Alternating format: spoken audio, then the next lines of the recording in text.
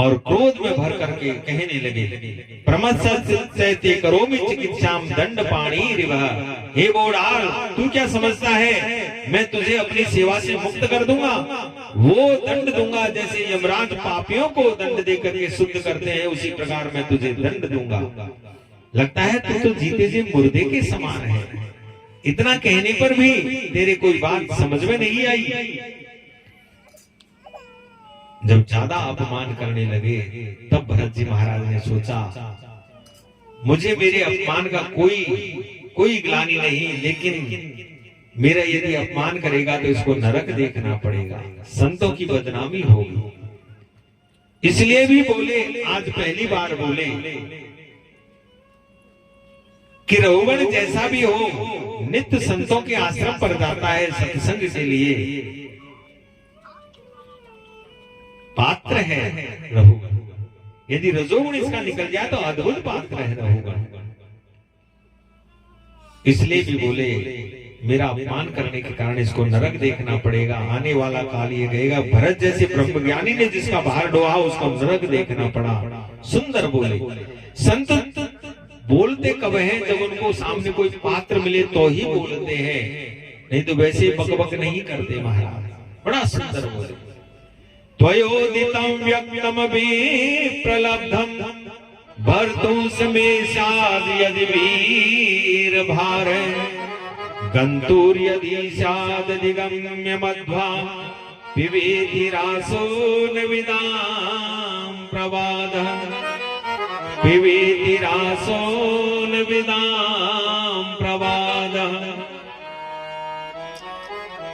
हे राजा, किसको दंड देने की बात कर रहे हो? जन्म लेना, मरना, छोटा होना, बड़ा होना, मोटा होना, पतला होना, ये सब शरीर के धर्म है। मुझ आत्मा में कुछ भी घटित नहीं होता। भूख लगना, प्यास लगना, भय, ग्लानि, निंद्रा, तंद्रा का होना, ये सब मन, बुद्धि और प्राण के धर्म है। मुझ आत्मा में कुछ भी घटित नहीं होता। किसको दंड देने की बात कर रहे हैं? जो आत्मा की बात कही, रघुगण की होश उड़ गए। जो गौर से देखा, कंधे पर जनेऊ दिखाई दे गया। जो जनेऊ दिखाई दिया, तुरंत पालकी से नीचे कूद करके आते हैं, चरणों में गिर गए। महाराज, कस्तम निगूढ़श्चरसी द्विजानां विवर्ष सूत्रम कतमो वदूतः। कस्तम, कौन हो हे प्रभु? और अपने आप को अपने गुप्त रूप से घूम रहे हो। विवर्ष सूत्रम, कंधे पर जनेऊ है, ब्राह्मण हो। कहीं आज मेरे इष्ट देव कपिल भगवान ही तो मुझे उपदेश देने के लिए नहीं आ गया? कौन हो आप? बोले, राजन ये दूसरी गलती है। जो तुम हो वो मैं हूं, जो मैं हूं वो तुम हो। नहीं प्रभु, वैसे मैं किसी से डरता नहीं, किसी से नहीं डरता, लेकिन ब्राह्मण के कुल के अपमान से मुझे डर लगता है। नाहम विसंके सुरराज भद्रान न त्रक्ष शूलान न यमस्त दंडात। नहीं मुझे इंद्र के वज्र से डर लगता है, न भगवान शिव के पात अस्त्र से डर लगता है, न यमराज के यमदंड से मुझे डर लगता है। डर लगता है तो मात्र ब्रह्म कुलाभ मानात, ब्राह्मण के कुल के अपमान का मुझे डर लगता है। क्योंकि ब्राह्मण एक बार किसी के ऊपर कुपित हो जाए तो सामने वाले का नहीं, वंश के सहित उसका सर्वनाश कर देता है। वंश के सहित सर्वनाश कर देता है। इसलिए ब्राह्मण के कुल का डर मुझे लगता है। एक बात पूछना चाहता हूं। बोले, कहो। बोले, हे प्रभु, आपने जो बात कही कि मुझे दंडित क्या करोगे? मुझे आप दंड नहीं दे सकते, मुझे आत्मा को आप दंडित नहीं कर सकते। प्रभु, शरीर को दंडित किया तो शरीर का संबंध इंद्रियों से, इंद्रियों को कष्ट होगा? बोले होगा। इंद्रियों को कष्ट होगा तो इंद्रियों का संबंध मन से है, मन को कष्ट होगा, बोले होगा। और मन का संबंध आत्मा से है तो आत्मा को कष्ट होगा, बोले बिल्कुल नहीं होगा। बोले हे प्रभु, जैसे एक चूल्हा है, चूल्हे पर बटलोई रखी, बटलोई में पानी भरा, पानी में चावल डाले, नीचे से अग्नि जलाई, अग्नि बटलोई को गर्म करेगी, बटलोई पानी को गर्म करेगा, पानी चावलों को गर्म करके भात बना देंगे। क्रिया तो एक ही है। खूब हंसे महाराज भरत जी, अकोविद कोविद वाद वादा। हे राजन, वो तो महामूर्ख, लेकिन संतों के संग में बैठ करके आत्मा की बात करना सीख लिया है। आत्मरूपी तत्व को जानते बिल्कुल नहीं हो। आकाशवत स्वरूप है आत्मा का। अब कोई आकाश में डंडा मार करके ये कहे कि हमने आकाश के 2 टुकड़े कर दिए, कोई कर सकता है क्या? नैनम चिन्वन्ति शस्त्राणि नैनम दहति पावकै नैचेनियन क्लन्त्यापो न सोष्यति मारुतः। जिसको अग्नि जला नहीं सकती, शस्त्र काट नहीं सकता, पानी भिगो नहीं सकता, हवा सुखा नहीं सकती। हे राजन, तुम तो पृथ्वी के एक छोटे से टुकड़े के राजा हो, मैं तो पूरी पृथ्वी का राजा रह चुका हूं और मेरे ही नाम से अजनाब खंड का नाम भारतवर्ष पड़ा है। अहम पुरा भरतो नाम राजा, विमुक्त दृष्ट श्रुत संग बंधे, आराधनम भगवत ही है मानो, मृगो भवम मृग संगार्थ। एक मृग के संग करने के कारण मुझे मृग का शरीर मिला और आज ब्राह्मण शरीर मिला है। हे राजा, जब तक संतों की चरण धूल को अपने मस्तक पर नहीं लगाओगे तब तक कल्याण होने वाला नहीं है। महाराज तक्षण भरत जी महाराज ने और रघुवर का कल्याण किया। अपना सब कुछ छोड़ करके अपने पुत्र को राज्य देकर के सदा के लिए संतों के संग में रहने लगा। भवाटवी का वर्णन किया और भूगोल खगोल के बारे में, खगोल भूगोल के बारे में बताया।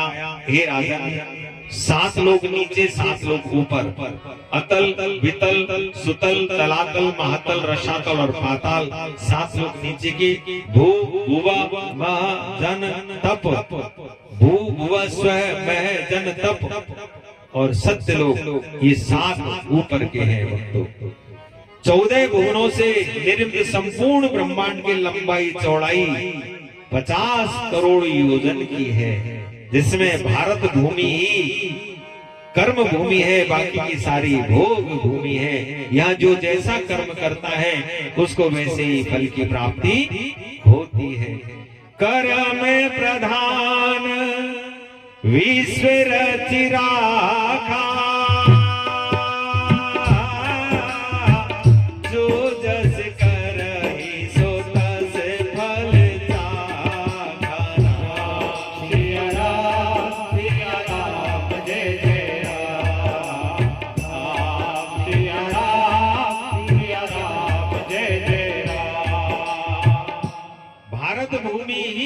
भूमि है, बाकी की सारी भोग भूमि है। इसलिए भारतवर्ष में जन्म लेने के लिए बड़े बड़े ऋषि तरसते हैं, देवता तरसते हैं। और महाराज, देवता जब मानव को भगवान के भजन में, भगवान के पूजन में, भगवान की सेवा में रत होते हुए देखते हैं तो देवता घबराते हैं।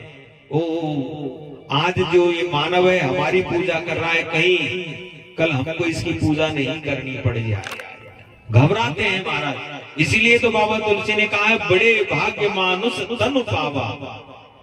मानव तन बड़े भाग्यशालियों को मिलता है, ऐसा नहीं कहा बड़े भाग्य देव तनु पावा ना। जबकि मानव तन की, मानव शरीर की तुलना में देव शरीर दिव्य है, फिर भी देवताओं के शरीर को बड़े भाग्यशाली नहीं बन रहा है। क्या कारण है?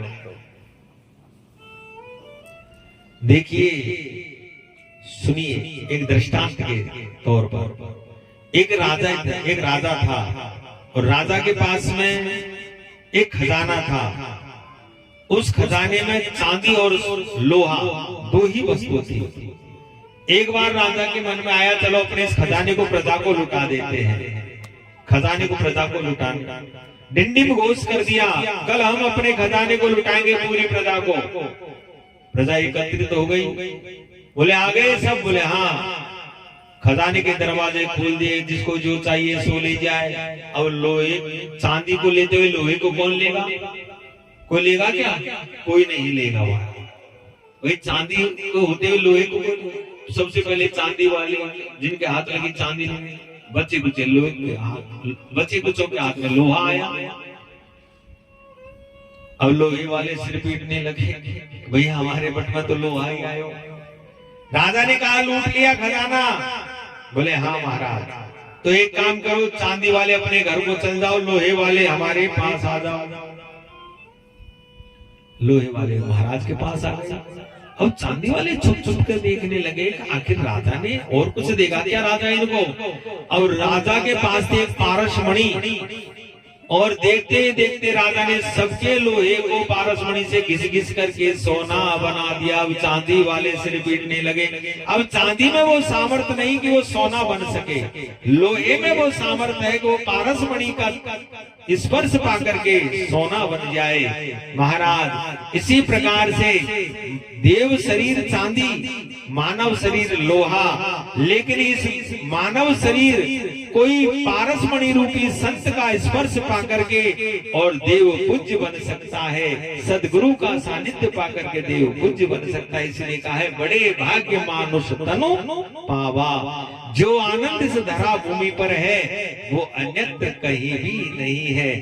न यत्र वैकुंठ कथा सुधा पगा, न साधवो भागवतादाश्रया, न यत्र यज्ञेश मखा महोत्सवा, सुरेश लोको बिनवे ससेव्यताम। जो आनंद इस धरा भूमि पर है, हमनों के स्वाहाकार किया, मेरे प्रभु के जन्म उत्सव का, मेरे भगवान की कथाओं का जो आनंद इस धरा भूमि पर है वो पृथ्वी के अन्यत्र कहीं भी नहीं है। हे राजन, इसी पृथ्वी के दक्षिण दिशा में 99,000 योजन दूर संयमनी नाम की पुरी है, जहां पर 28 नरक प्रमुख रूप से विद्यमान है। 28 कामरीश, अंधत्रामेश, रौरव, महारौरव, कुंभीपाक, असी, पत्रवन, कालसूत्र इत्यादि